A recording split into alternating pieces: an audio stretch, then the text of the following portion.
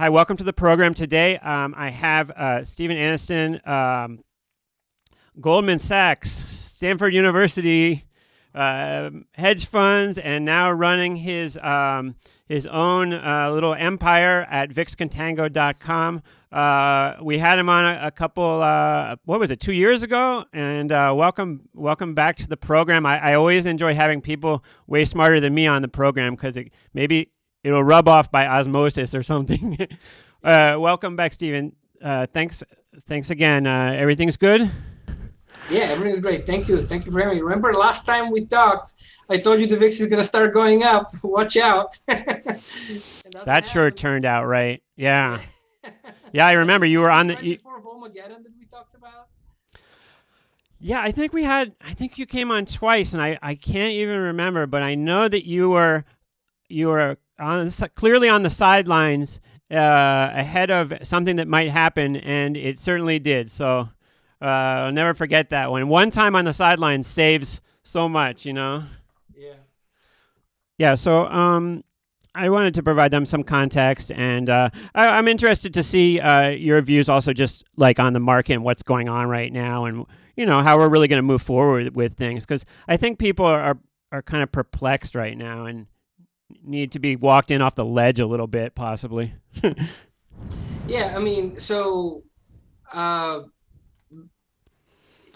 basically what happened over the last couple of months is, Trump has kind of a policy of keeping the market at an all-time high, regardless of what happens in the economy, right? So the fiscal and monetary policy in the aftermath of the COVID was just massive. They put $6 trillion of stimulus, so expansion of the Fed balance sheet by about 3 trillion, and then another 3 trillion in fiscal spending. So that kind of jacked up things.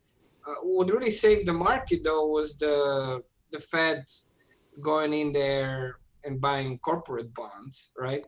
So that was a big deal. There was some issues whether the Fed will allow the corporate bond ETFs to break down. There were a lot of hedge fund managers that were targeting those for breakage. So the Fed basically went in there and said like that, we're not going to allow this to happen, right? So the Fed is also saying another thing. This COVID situation, it's going to be temporary. We're not going to allow what happened in the past, where we have a big spike in the bond rates for the investment grade and for junk bonds because of a recession. We're not going to allow this big spike to happen and hurt businesses who will then be forced to lay off people. We'll instead keep the borrowing costs low, right? So that they can preserve as much employment as possible. So this is a very different kind of approach from anything they've done in the past. They had been alluding to it in the past, and so they followed up with it, right? So that helped the market, at least in the first half of the rally in April, May, and June. The July and August rally, I view more of a, it was revealed that the rally was being pushed by SoftBank, right, which is run by Masasan, who is a close political ally of Trump, right? So, the market relations, they don't make any sense. Nobody in their right mind would buy. Earnings have collapsed. Valuations, price to earning multiples on a forward basis are 40. They're equivalent to the dot-com era. I mean, this is like the highest valuations, highest or second highest in history, or top 5 percentile. So it doesn't make sense from a fundamental perspective for anybody to be buying it. People are buying it are strictly momentum traders, or the other players are political allies for Trump who want to make the market be at an all-time high because Trump views that as his political advantage. The stock market, when the stock market is high and people's 401k are high, they will vote for him, right? That he's taking care of the market. Now Trump says that he takes care of the economy, but he really takes care of the market more than the economy. So there's basically been a peg at an all-time high. So the SoftBank guy went in there and started, you can do it cheaply nowadays with the option market, right? You can jack up, you can buy a lot of call options. So why did this whole thing fall apart ultimately is because um, probably in the early parts there was a counterparty to SoftBank's option activity, but in the later parts, basically there was no natural counterparty. So what happens is the banks then become the counterparty, the dealers, right? And so then they have to hedge. If he's buying the call option, the banks are selling the call option, right? So if they sell the call option, they have to hedge their exposure if it goes above a certain level. So then they buy stock, right? So when that whole thing happens, the banks know that they're the source of the funds, they're the counterparty. So then they increase the prices of options, right? Because they assume that it's not going to last forever, right? So what happens in a period of time, the SP goes up and VIX goes up at the same time, not for a day or two. I mean, for a week, for a couple of weeks, right? And so at some point that activity ends and it just blows up, and we kind of saw that happen. I told people we're gonna have we're building towards a -5 to a -10% day in the S&P, in 1 or 2 days, and that's exactly what happened. So we kind of lost that push by SoftBank, and now we're entering a period right before the election, right? So I think the the election is pretty clear what's going to happen, at least to me. I mean, I think there's people, Republican-minded people. They think Trump is going to pull off another miracle win. I don't think that's going to happen because the difference is too wide between um, Biden and him. It's 7 to 8 points, which is like the biggest lead kind of in modern history, right? I mean, we haven't seen the lead like that and a stable lead for 4 or 5 months. Um, Clinton and Trump was a smaller lead. It was about like 2 3 points, so you could kind of work it. You can squeak through the electoral college. Right now, this is a clear-cut win for Biden. He's going to win Arizona. He's going to win Michigan. He's going to win Pennsylvania. He's going to win Wisconsin. He's going to win Minnesota. So there's no path to winning for Trump. Um, and the Senate is also going to fall. The Democrats are going to win about 4 to 5 seats. So it's going to be a unified government by Democrats. So the market though has largely priced that reality, right?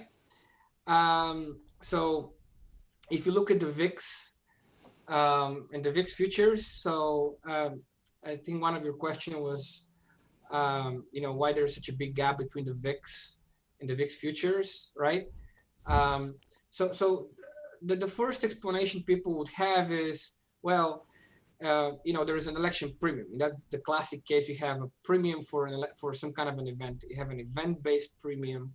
It happened around Brexit. It happened around the 2016 election. It's not unusual to have a event-based premium, which then after the election it comes down automatically, right? So a lot of times you play that by shorting vol. And so if, for example, if the market goes up and realized volatility goes down a lot, that's going to be the case. The market is pricing in a premium. However, that is not the case right now, right? The market has pulled back. We are experiencing a lot of intraday volatility, right? So realized volatility is kind of low, but you got to realize that the VIX prices off of intraday volatility, right? How big the range is on a daily basis as opposed to where it closes, right? So if it goes down a lot and then comes back, the VIX is going to stay high because, the market isn't stable. It is oscillating a lot intraday. So right now, realized volatility, realized intraday volatility is about 60 points per day, right? So over the last 10 to 20 days, it's about 30. So if you bring that calculation to a VIX-like number, it's at about 30, right? And so the VIX futures are at about 30. So right now, there's no really, the way the market is behaving and what's expected for the election, there's not a lot of difference, right? So there isn't really an election premium, right? So the market is volatile. And the explanation for that is it's volatile because it is expensive, right? So if you remove out of the market, if you remove momentum, right? If you're not above the 50-day moving average, if you remove Trump-based buyers like SoftBank, then the market just then becomes expensive, right? And if you remove stimulus, if your stimulus is harder to get, um, you you're left with an expensive market. You're left with a market which is at 40 multiple, where historically normally does at 15 or 18. So it's not, it's perfectly normal to expect the market to go down 50% here. I mean, for a massive, massive decline, right? Um, the other thing I would mention, just what happened with the Justice Ginsburg. So I fully expect um, that the Republicans will push through their justice. That makes the court very conservative, makes it a 6-3. So Justice Kennedy is no longer a swing vote. So you have a more conservative court, which means that they will likely strike down Obamacare. And Obamacare, well, a lot of liberals view it as, pre-existing conditions. Um, a lot of regular Americans and Republicans view it as, um, this is chronic capitalism, right? Obamacare is not a government healthcare; it is a private sector healthcare, which basically people are forced to purchase very expensive private sector healthcare, and they're forced to purchase, um, features of the plan and options in the plan that they don't want, right? So basically they're padding the profits of the healthcare industry. So that's why healthcare XOV was like the biggest sector to fall after that decision, because people are, if Obamacare goes down, all of a sudden the healthcare industry loses massive amounts of profits, right? So that is, there's a lot of things that can happen in the future if you have a more conservative court.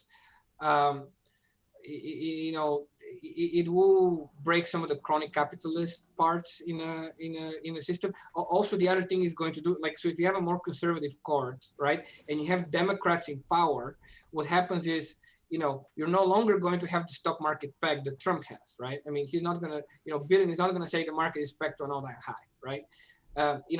If the market goes down 50% and it becomes a real problem, then they're gonna say, okay, we gotta make a put under the market, right? So there's gonna be a put, but at a lot lower level than right now, right? Um, and moreover, when it comes to the Fed is driven by Congress.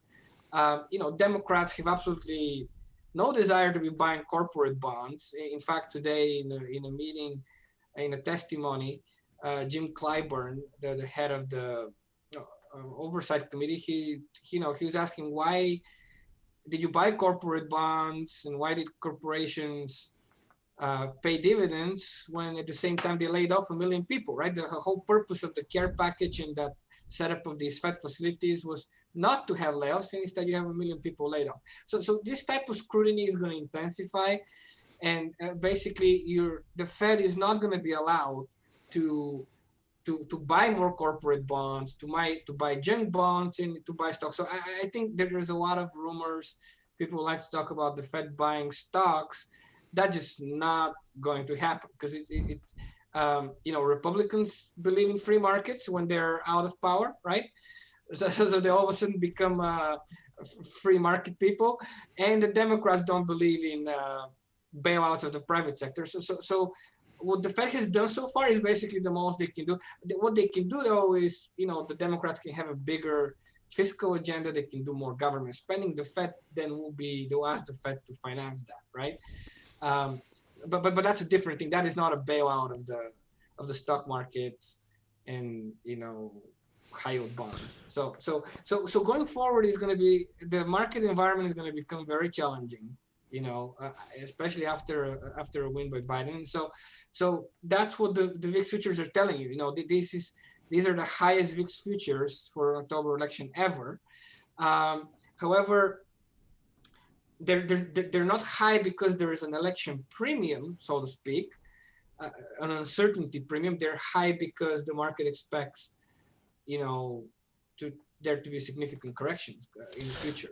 So that's interesting. So uh, it's interesting because, well, first of all, the fact that you mentioned about realized volatility being actually justified by these levels. I was just looking at it close to close. When you look at it close to close, it seems like realized volatility is way lower than the VIX. But what you're saying makes a lot more sense, because when you look at how much stuff, the range during the day, it's certainly justified, which means there's less kind of pressure. The other implication, I think, from what you're saying is that we may not see that big crush right after the election, because the uncertainty is still out there after the election. And the other thing I just wanted to mention was maybe a way that the Democrats would contribute to supporting the stock market would be from the other end of just providing stimulus to people. And then that flows into the market eventually. But that's not obviously the same thing as buying bonds or having that big put. And I definitely agree with you there that I don't see the Democrats like having a big push to buy bonds on Apple or something like that as a market support. That's just not their way about doing things. There's a couple of things that will happen. So first of all, the Republicans, as they lose power, right, they're not going to want to pass a stimulus package. So from here to the end of the year, even after the election, I think the Republicans are going to kind of try not to pass a big, the Democrats have a $3 trillion package. The Republicans, Trump wants a $1 trillion package, or $1.5 trillion or something like that. Then the Republicans came up with a 500, right? I mean, this is just so far apart. Then the Democrats said we'll go down to 2.2, and then they haven't budgeted the Republicans. So I think even after that, they're just going to kind of drag this out, and they're going to try to make the case, look, the economy is recovering. And so they're going to drag this out. They're not going to do anything. They're not going to, especially before the election, they can't be held responsible for most spending. I mean, they've already spent, $3 trillion this year, is the biggest amount ever. So at some point they are supposedly fiscally responsible, right? So there's a huge incentive for them not to pass another package, and it's going to be there even after the election, right? So you're not going to get a stimulus until the Democrats come in, right? So you could have like a period here of a few months before the Democrat rescue comes in. Now, the first order of priority of Biden is tax hikes. It's not, I mean, stimulus is going to be a big part of it, but the very first thing that they're going to do when Biden comes in, he's going to pass in his tax hike plan, which is substantial. It's not a full rollback of the Trump plan. It actually leaves a lot of reforms by Trump in place, right? It's just the corporate is gonna go up from 21 to 28 instead of to 35. So right, 28 was the original Obama proposal. So they're gonna go back to the Obama rate of 28%, which is fine. But that is a huge, that's gonna take out over 10 years $1 trillion out of the economy, right? I mean, the corporations do pay a lot of tax, right? So that's going to increase revenue there. The other revenue increases, they're going to institute a so-called Social Security donut hole. So basically, they're going to start charging people above 400 grand in income. They're going to start charging them a payroll tax, right? The Social Security tax. So that's going to raise another $1 trillion, right? So that's not going to affect middle income people, but it's going to affect rich people, right? And then finally, they're going to raise the top rate to 39%, and then also raise the capital gains tax rate only for millionaires, right? So for millionaire and above, it's going to be a 39% tax rate. So the rate of capital gains and earned income is going to be the same, right? For the very top group of people. So when you put them all together, these are tax hikes of approximately $3 trillion, right? Biden is going to roll back the SALT cap, or raise the cap, for the SALT deduction. So you're going to get some money back. So overall, it's a $2.5 trillion tax hike, which is fine. Which is, I think that's the right tax code for America. But what's going to happen is, when you have statutory tax rates in the market, at some point you're going to say, well, the financial advisor is going to say, look, if you sell next year, right, you're going to be paying 40% to the rich people, like Jeff Bezos, Bill Gates, and all these people.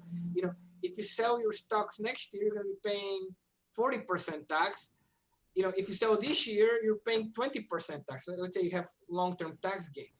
So we have like 3 months from here to the end of the year Oh, that's where a good people have to point. do a Yeah. lot of sales Yeah. to lock in the lower tax rate, right? And I think the election, if we, right now there's still some uncertainty whether the Senate is going to be going for the Democrats. I mean, the betting odds are the highest they have been. Basically, Democrats have the highest odds of winning the Senate right now. But there's still some uncertainty. Once it becomes certain, I think we'll see a lot of usually the markets tend to rally after an election, tend to rally after the uncertainty is lifted. But we're in a very unique situation in which you have an economy that's in a recession. You don't have enough stimulus right now, and then you have tax hikes coming almost immediately next year. You have a big fiscal cliff coming. So the market's going to get dinged and dinged badly. Well, we'll see what happens between now and then also. Well, I wanted to ask you, I know we've talked before about the U.S. companies avoiding paying U.S. taxes by going offshore with various structures. Where do we stand on that right now, and how would a democratic establishment affect that? The closing the gap, for companies paying, avoiding taxes overseas type thing. So the Trump tax code basically stopped them from doing that. So they can't really avoid that tax. So right now, but the Trump tax code set it at 10%. So basically, it's like you can't notice it, right? So actually, that 10% tax was an incentive for people to move stuff offshore, because if they get paid here 20% and offshore 10%, it was an incentive for more outsourcing. What Biden is going to do is raise that tax level to 20%, right? So it's going to go from 10% to 20%. There's still a little bit of incentive to go offshore, but not as big. But Biden is also putting in a so-called a carbon border adjusted tax, or carbon VAT, or a carbon adjustment. So basically for jurisdictions that are not green, that they don't do climate change, right? So read China. Basically, he's going to put a 10%. There's going to be a 10% carbon. There's going to be a 10% tariff basically on these. Not green enough jurisdictions, right? So this carbon VAT is about 10%. So basically, the effective tax rate if you import from China is going to go, up a couple of percentage points. So he is doing things to kind of level the playing field. And that's why this tax code is going to pass. And the other thing is, Republicans had a hard time passing their tax code because it increases the budget deficits by $1 trillion. So through reconciliation, you have a limit unless you get 60 votes in the Senate, right? If you raise taxes, right, I mean, that automatically passes because it reduces the budget deficit, right? So the way the CBO is going to score it, so this tax package is just going to fly through Congress, right? I mean, it's just going to go so fast, Well, at least I think Biden has broadcasted very clearly to everybody this, the raising to 28% and all of these things. So the market knows about that ahead of time, at least, which I think is definitely a positive. So when we came into the election in 2016, the VIX was a lot lower. And in fact, obviously 2017 was the lowest levels we'd ever seen in the VIX. And, not that the VIX has that long of a history, but even if you implied the VIX before the 90s, and we've been up at this above 20 VIX since the beginning of the pandemic. Is this a new thing? We're just going to be here for an extended period of time, or do you think the pendulum swings back to a 12 again? No, so you're not going to see 12 anytime soon. So again, the VIX, which measures basically volatility of the market. There is a direct correlation between valuations and volatility, right? So the more expensive the market is, the more incentivized people are to take profit, right? So especially if it's momentum driven, right, and people use technicals, the moment the technicals break, then everybody's selling at the same time. So all of a sudden you have these massive drops. So you've seen that over the past 3 years a lot. So the more disconnected the market is from fundamentals, the more volatile it becomes. So that's why as the markets become more expensive, they become more volatile, and the VIX goes up. So VIX above 20 for a long period of time is not unusual. In the late 90s, starting from 95, 96 until 2004, the VIX was above 20 for the entire 7-year period. I mean, the VIX averaged 25, 27, and it actually averaged a higher amount in 98 and 99. That's when the big disconnect, the big valuations, and the big organic mania and excitement was, running up to the end of the century. The internet bubble and all that. Internetbubble.com and all that stuff. The VIX was routinely above 25, and 27. Then as the market started going down after the dot-com bust, the market went down, the VIX stayed at 23. It was still high, not as high as before, but it remained very high, and it didn't really, the VIX really didn't go down sustainably below 20 until like 2005, 2006, when the new bull market started then. So, or the Bush era bull market started for 2-3 years. So it is not unusual to see the VIX very high when you have high valuations, and until, So I think that's one thing. The other thing is you got to understand is the low VIX of the previous years, during the Obama years, where you had a period where you were recovering for a long time from a recession, right? So you had the financial crisis, and you were recovering from the recession, and then you have the Republicans, which were not helping with the recovery, right? So they were kind of suppressing, they were cutting aid to state and local governments, and so you couldn't really grow very fast, right? You had these sequesters, and you had all these debt ceilings, and all these methods which the Republicans stifled, the recovery. So now we're looking at a similar type of period going forward, right? Where the Republicans, the Democrats, the Republicans are again going to object to the Democratic spending, right? So we're looking at a similar situation. The only difference is that after the financial crisis, the markets had a 9 multiple, 10 multiple. I mean, markets were very cheap. The S&P 500's percentage of GDP was at 30. I mean, nobody wanted to invest in stocks then. So that's why the Fed was helping, piling in money and doing QE all the time to get investor confidence back, because, S&P 500 has to be about 80%. That's what it averages of GDP, right? So it's about 80% of GDP is where it should be. Right now it's at 150%. I mean, it's like almost double where it should be. So until we have this correction, when we go down 50%, until we correct that valuation disparity, you're going to have high volatility, right?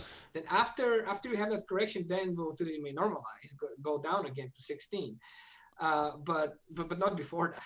I was going to ask you, and you sort of answered my question, but my question was going to be, how can we tell as traders if the market is expensive or not expensive? And you mentioned two things: a price earnings ratio and as a percent of GDP. Are those the sort of things you look at to determine the relative strength? I have a variety of reports on my site, on my website, contango.com, where I do these, where I break down the price to earning ratios. I look backwards, I look forwards, I look at market cap to GDP. So I have like 20 charts. So we're at record multiples, no matter how you look at it. Price to sell multiples. I mean, you name it. There's a lot of companies right now that are selling it. I think Snowflake is selling for something like 150 to 200 times sales. Yeah, I know. It's crazy. It's crazy. I don't know who bought that, but the next day people were coming out and saying, quick. Everybody who has a potential IPO, get them in line right now. Airbnb, you should do your IPO tomorrow, because you have this, you have this situation where certain things are kind of, relative to the market are cheaper, maybe like some energy things and whatnot. But then you have these other things that's like so, obviously you can name the obvious Tesla or the whatever, but That's what Twilio, even Apple, Microsoft, all of these are trading at pretty wild multiples. I mean, Microsoft was a dog for so many years, and it finally came back to life. Yeah. I mean, because of the cloud business. So what? Yeah. So first of all, I just want everybody to go check out vixcontango.com and check out Steven's site. It's definitely, it will pay for itself very quickly. And I love not just all of the indicators that you have, but the research that you provide and the emails that you generate is really invaluable information. So what are you telling your people right now as far as what to do? Do we short this market and wait for a down move? Do we just stay away, or how do you advise people to play things right now? I know a lot of people I have following me have just started trading the market. They bought Apple ahead of the split or a little before, and they made all this money, and it seemed like everything was going great, and all of a sudden the last couple of weeks just disaster for them. What's the deal? I would advise new traders. I mean, I would advise new traders to get out of the market and save your money. And you want, there will be opportunities to buy the market a lot lower. There's going to be opportunities like going down, like the market. I mean, I sent you this chart about the next 10 years for stocks are going to be very difficult, because you're going to have, we have had a period where stocks went up, and that's because we had a pro capital type of government. You had Republicans, they were lowering rates, they were lowering taxes, they were cutting regulations, they were doing a lot of things to jack up profits for businesses, right? And at the same time you had low valuations, right? So it was a very good mixture that was driving markets higher. What you're going to go in the future is you're going to have kind of a more European style markets where, the government is going to be more regulatory. They're going to be more pro-labor. They're going to be raising wages. So profits are going to come under pressure. And that's why profits are declining now. And, I don't expect them that, people expect profits to recover. They're not going to recover under the new tax regime and under the new wage hikes that are coming down the pike. So profits are going to remain thin, which means stocks are basically going to be a tactical proposition. You can't buy and hold it. It's going to, if you buy and hold it, you're going to have a lot of drawdowns like this year. This year, what happened? You went down 30%, you went up 30%, you're flat on the year, right? So there's going to be a lot of that going over the next 5 years. And, so if you bought it and you hold it, you'll be going through a lot of sleepless nights, right? On the other hand, if you're a little bit smarter and you time it, right? You sell out at the top, and then when it goes down 30%, you buy it, when the risk has been reduced and the valuation makes more sense, then you're going to have these rips, because the Fed has put a lot of money in the system. There is a lot of money sloshing around. You're going to have these rips. So then basically in these rips in a couple of months, you're going to make what normally you make in a year, right? So the market is going to continue to be volatile, and that's free market capitalism. Like the markets will take care of themselves. If they're expensive, people are going to short them, and then when they become cheap, people are going to long them. People are going to find value, and they're going to go in and buy it. So I think that's a good thing. I mean, that's how it should have been all along. This stuff where Trump's saying like, oh, the market's going to be at an all-time high regardless of what happened. That doesn't make any sense. I mean, I don't know. Nobody has done that in the past. So there's no reason to think that any future president will continue that policy. Do you think that, there's been a lot said about the advent of like the Robin Hood trader and how retail is making up a much bigger percent now of options order flow and also stock order flow. Is that gonna have any really like big effect on the scenario you just mentioned? Because I know like the average Robinhood guy would not be at any time thinking to short stuff really compared with a professional. Do you think that Yeah, maybe that those stories are overblown? I don't recommend shorting to newer traders or people without experience Right. because the market is built for buying. All the institutions, everything is built to buy the market, to support the market. That doesn't mean that you're not going to have big drops, but generally shorting is you have to have very very good timing. You have to have a lot of indicators. You have to be very well. You have to have good, uh, you have to have good execution and strategy when you do this stuff. So the shorters are very disciplined. So when you have rips and you have short squeezes, they get out, right? So they don't suffer big losses and they get back in later. So there people who have very disciplined and very procedural, very methodical approach to how that's done. If you don't have that, don't short. Absolutely, you're gonna get chopped up to death with these short squeezes that can be very massive in bear markets. So you can do this on yourself. So my recommendation, for people like, you came in late, you don't have to be, as I said, the market will provide opportunities. It's going to go down a lot, that guy, what's his name? The Barstools guy. Oh yeah, David Portnoy, something Yeah, like David that. Porter, David Day Trader. When did he show up? Right, he showed up in April, right, when stocks were cheap, and they're like, let's go buy bankrupt companies. That makes sense. That makes a lot of sense. That's actually a very astute move. Going, buying in April, running there for 10-20%, or these stocks, they go up 50-100%, whatever they go up. That makes sense. It doesn't make sense to be buying it now when the market is near an all-time high. That doesn't make sense, right? So, as I show you in this chart, we're going to have a pro-labor government. The market is going to be volatile. This was not unusual from 1965 till 1982. I mean, this is like a 15-year period, basically, 15 to 16-year period. The U.S. had a giant bear market. And bear market doesn't mean the market goes down all the time. Bear market means the market goes down, then goes up, then goes down, then goes up, and basically moves sideways in a highly volatile fashion for many years. And that's what happened. You had something like four to five, 25 to 40% drawdowns, Wow. in that span of 15 years.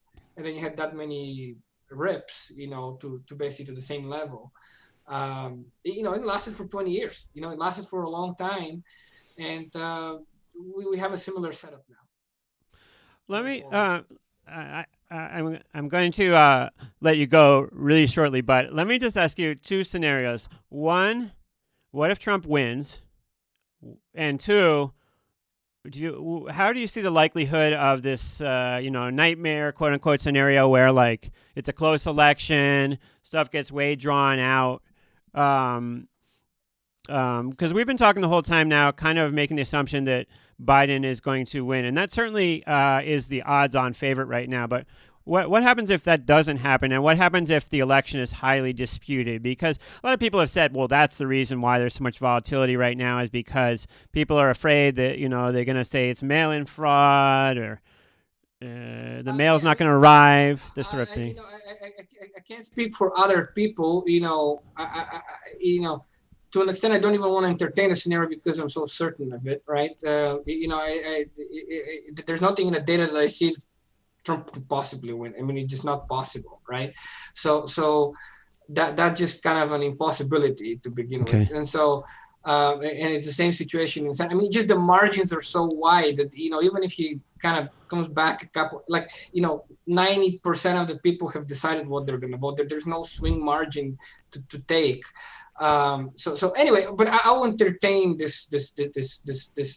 So if Trump wins somehow, it kind of depends also whether the Senate is Democratic or Republican. If the Senate is Democratic, I mean, you're going to have an impeachment every week, right? Trump was protected by the Senate this past year. He is going to get impeached constantly, right? They're going to put out his tax returns. Um, the, he's going to want to quit himself, because if the Democrats have the House and the Senate, I mean, they were not going to appoint any new personnel, right? They're not gonna, the Senate is not gonna confirm any of his appointees, right? They're not gonna confirm any funding, right? I mean, they're gonna he's gonna be walking alone in the White House.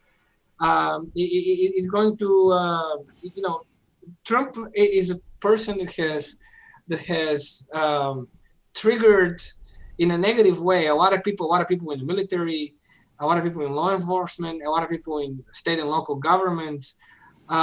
He has no friends, and it's only going to get uglier for him, right? I mean, they already impeached him once. They're going to impeach him a second, a third time. As I said, there are multiple avenues in which they're going to go after him. Now, if you have a Republican, somehow if you have a Republican president, Republican House, now the domestic fallout is just one aspect of it, right? Of another Trump presidency. There is an international fallout of it, right? So Europe is already distancing themselves from America. They're going to start imposing sanctions, and they're going to raise their trade barriers against the United States. China is going to do the same thing. Now, you can say protectionism, it's generally good for the American economy, and that is true. But, like Europe can, right now Americans can't travel to Europe because of COVID. They can very easily say, Americans can't travel to Europe because we think it's a fascist jurisdiction, right? And we don't like the human rights abuses of President Trump, right? Or, so they can go down that path at any point, or they can say like America is not part of the Paris Climate Accord, and that's a reason to put a carbon bat on Americans, right? So you can see a world in which America has always had this kind of dictating to the world what is the right thing to do. All of a sudden, America is going to get dictated to by Europe, and the Chinese are pretty clever. They might start saying things that Europe likes, and so that they can do these coalitions with Europe, right? So it can become a very complicated situation. The U.S. dollar, the Fed, countries are gonna, they're not gonna accept the U.S. dollar anymore as a preeminent currency. They have to lower the weighting of the U.S. dollar inside of the IMF. They have to lower the weighting of the United States. Or for oil purchase. Yeah. I mean, things can get a lot uglier, right? Another Trump presidency is going to make things very, very ugly, right? So you have American bases in Europe. They can say like, we got to kick out the bases, right? We're going to raise our own army. I mean, there's a lot of things that are going to happen. This is not a joke. Trump's tenure has been very, very, in a very short period of time, has done a lot of damage to the international order, and to America's reputation abroad. The Republicans that continue to sit beside him, right? I mean, at this point, it's kind of, at least I view him as a Confederate revanchist movement, right? So in Europe, they're going to say, well, these guys they're all racist and supremacists, right? So these are Nazi type people that you need to gather. What you're going to see then actually happen is like Europe will tag along with Russia, to fight a Nazi style movement in America, right? A white nationalist movement in America. I mean, that's what's going to happen, right? And then they're going to try to enlist Canada in that. I mean, the tables are going to turn very quickly. Once America, Americans always used to, people respect them. Why? Because they've always been for human rights. They've always been for opening up, liberties for people, and so forth. If America turns out not to be that, right? It's not perceived to be that. Things change. Things change in every aspect of America's relationship to the world. So, I just wanted to ask you one last thing. do you think that COVID is over, or can COVID be a major factor into the fall this year? In my mind, it seems like it's kind of on the way out as far as like an issue because the vaccines are coming, whatnot. But do you see that as a potential wrench into the economy still, or do you think it's kind of working its way through? No, it's still, so only 2% of Americans have been infected, right? So herd immunity, you need to vaccinate about like 60 to 70% of the people.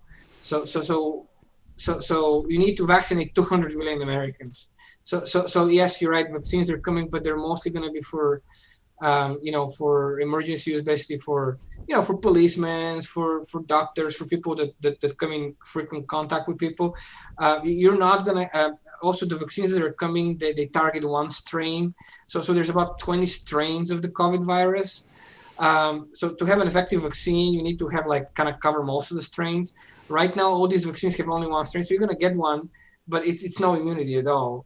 That's why the CDC director says wearing a mask is better immunity than a vaccine, because it's going to take a few years before you get vaccines that have that cover 10 to 20 of the strains of the virus. It's going to take time to get to that level. The initial vaccines are not going to have that as good of a coverage. So that means you need to take a few vaccines to get something that approaches an immunity. So this is not a this winter issue. This is a next winter type of issue. So this winter, you're going to have a spike. You're going to have a flu season merging with the COVID. So you're going to have a increase.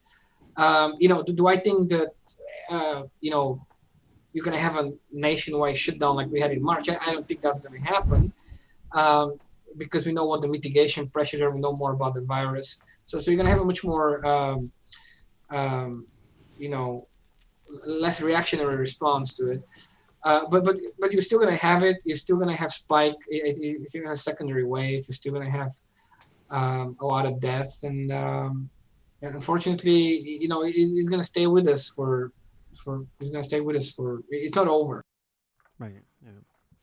All right. Well, listen, I know I held you way longer than I was planning on. I was saying, Steven, we're going to get you for 10 minutes. And then now we hear like an hour later, we're still going. So thank you so much. Somehow it always ends up turning out that way with you, just because I'm always fascinated in your views on everything. So thank you so much for coming on. And best of luck for your kids are back in school and stuff. So thanks for having me. Yeah. So we're back in school. We're trying to get back to normal, but it's still still not normal. We still can go out. Like we used to go out at least outside. There were a few restaurants that go outside. Now that's gonna shut down pretty soon. So.